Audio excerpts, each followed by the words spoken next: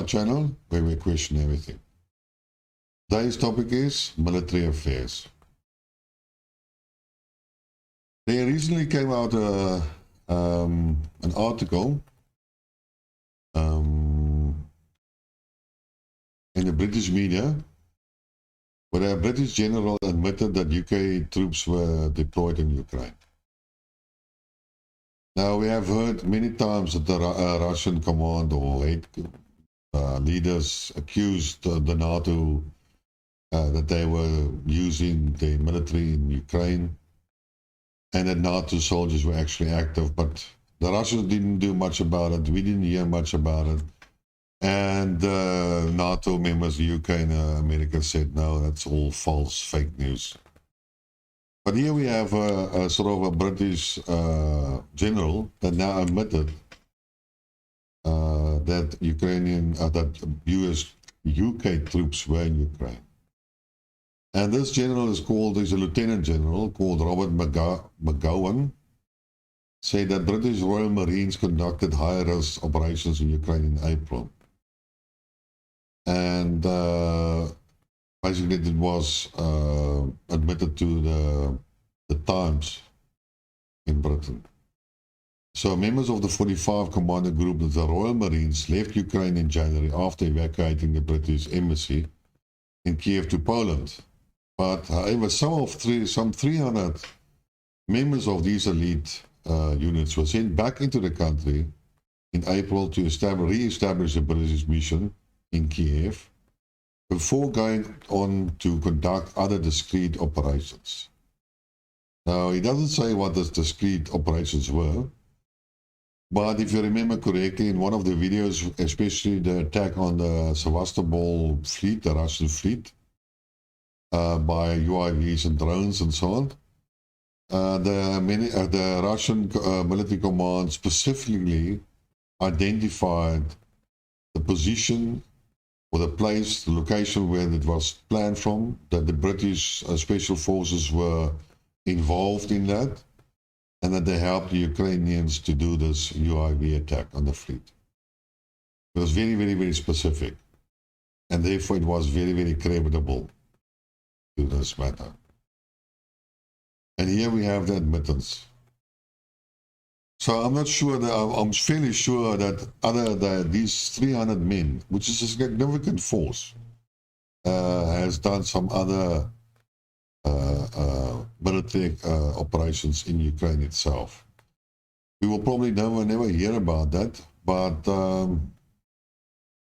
it will probably come out, like I said, somebody will write a book and tell a memoir or things that we will finally know what happened. Naturally, the Russians were always sensitive to these, and they would have targeted these, so I'm fairly sure that they would have experienced some casualties, these Marines. And so if British people will find that some of their sons and fathers and so on are not coming home, and or an explanation or some dubious explanation is given to the families, and one has to think, yes, what happened to them? But it's now confirmed. There is no more any doubt about NATO troops' involvement in the Ukrainian war. Well, the question is that Russia has always threatened for retaliation. Threatened NATO in the West for counteractions. Threatened always to do something. But they have never done anything.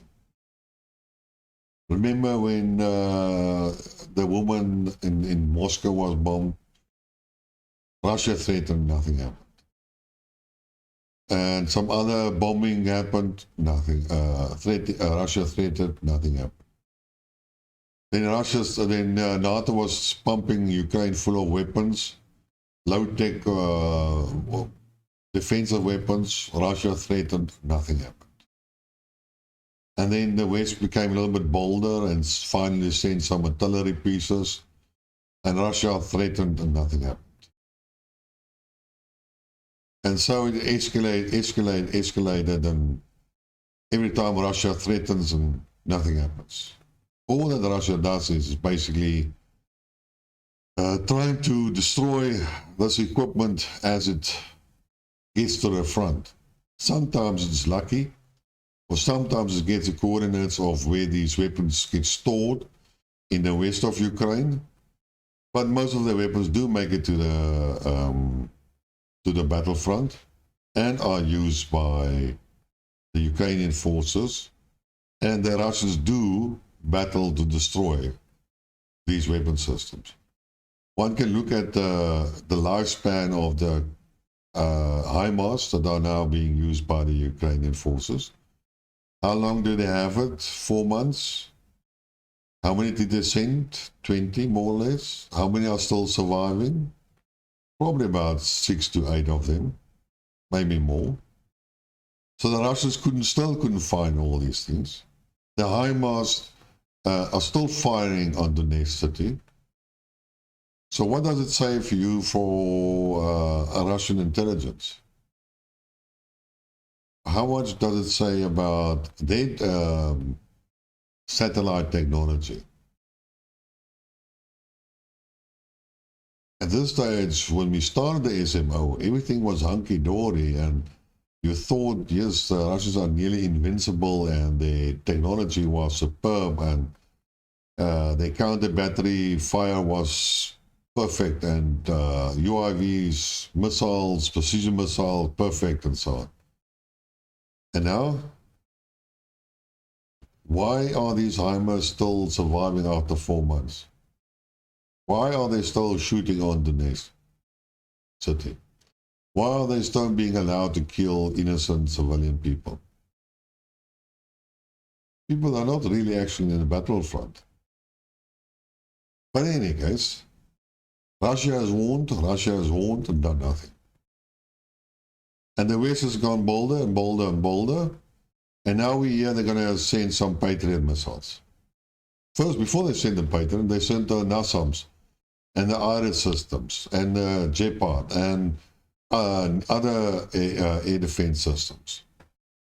So the contribution of the Western nations, NATO, is getting more technically advanced, more involved, more. It's like like the one guy said, it's like the frog in the pot. NATO is slowly increasing their weapon supply and technology to Ukraine. Yes, there's this narrative the Russians are destroying the tanks, Ukraine is running out of weapons, the NATO is running out of weapons, their storage tanks, their storage facilities are empty, they cannot send any more weapons. Yeah, well, I need to say, if you believe that, then I've got the Brooklyn Bridge to sell you. Because they're still fighting. They're still using the artillery. According to the Russian daily report, they're still shooting down Su-24s and 25s and MiG-29s and destroying every day about 4 or 5 tanks and how many APCs. But that's every day, and the numbers are just escalating to double the size that the Ukrainian forces had before they even started the SMO.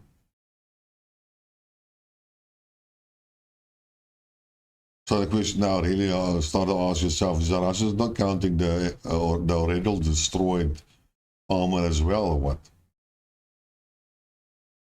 And we always say that the Ukrainian, if the Ukrainians make assessments and say, oh, they killed so many and the Russians destroyed so, and Ukrainians are exaggerating and they are talking bullshit. But the Russians are talking the truth. No, you've got to be consistent. The one lies just as much as the other one. Doesn't work like that. They all lie. So nobody really knows what's going on, but, well, there are people that know, but not us. And like I said, now the Americans have decided to send Patriot systems to that. Oh, but the Patriot system is so bad. Oh, the Patriot is not going to work. Oh, the Patriot system is a 1990 version developed. Yeah. Can it shoot down an aircraft? Yes. Can it shoot down a cruise missile? Yes. Does it form part of the NATO's air defense systems? Yes. Does it supposed to shoot down a ballistic missile? Yes. So what's the point? Does it have the same range as a S-300? No. S-400? No. Who cares? Air defenses are there to protect against specific assets, valuable assets, not the whole country. But that's not my call. The problem is the Patriot system is supposed to work, just like the S-300 is supposed to work. S-400 is supposed to work. So what's the problem? Are they going to miss a target? Yes. Why? Because probably the operator. And the thing I don't understand is, these people should actually explain it to me. So you have this air defense systems. It's all electronics. All of it. Electronic, automatic firing, automatic target acquisition, automatic target tracking. What is the human input in these machines? Everything is calculated by computers. This is the 21st century. Computers. They do the calculations. You just have to press the button. There you go. There you go. Why do I have to learn all this stuff? Do I have to take a 6-month training to press a button? To put on the computer? To put on the vehicle? To push the power supply? To push the fire button? This is not a UIV I have to go and fly by a joystick. Everything is done automatically. And if it's not done, then I'm totally disgusted with the electronic engineers designed the system. And my friend will take very, very exception to that statement.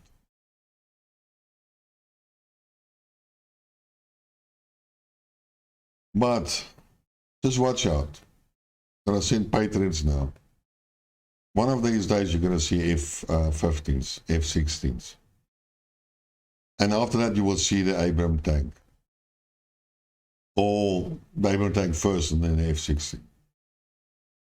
Then you will see other weapon systems slowly entering Ukraine. And will the Russians do anything? No. Why not? Why will they not do anything? Because it's difficult, the situation.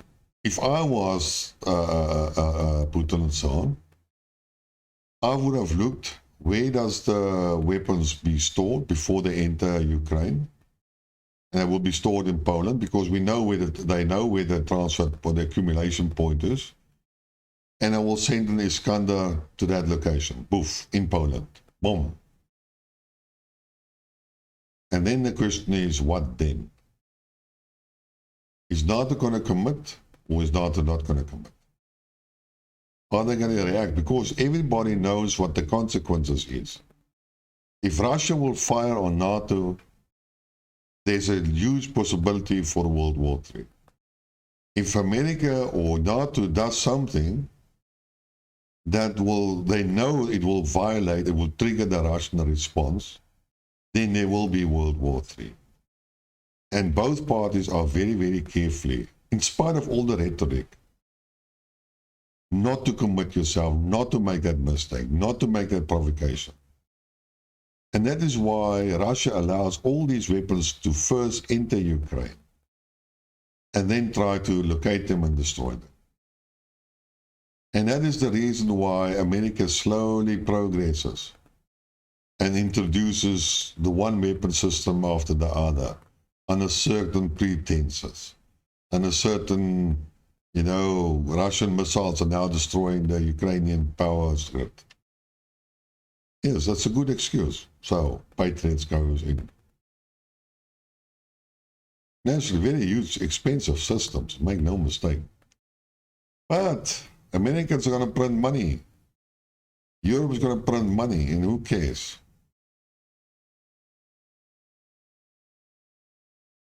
So this is still going to go on a long time. And it's going to get a lot worse. In any case, that's my story for today. If you like what you heard, press the like button, subscribe, tell your friends, spread the word. Until next time, cheers.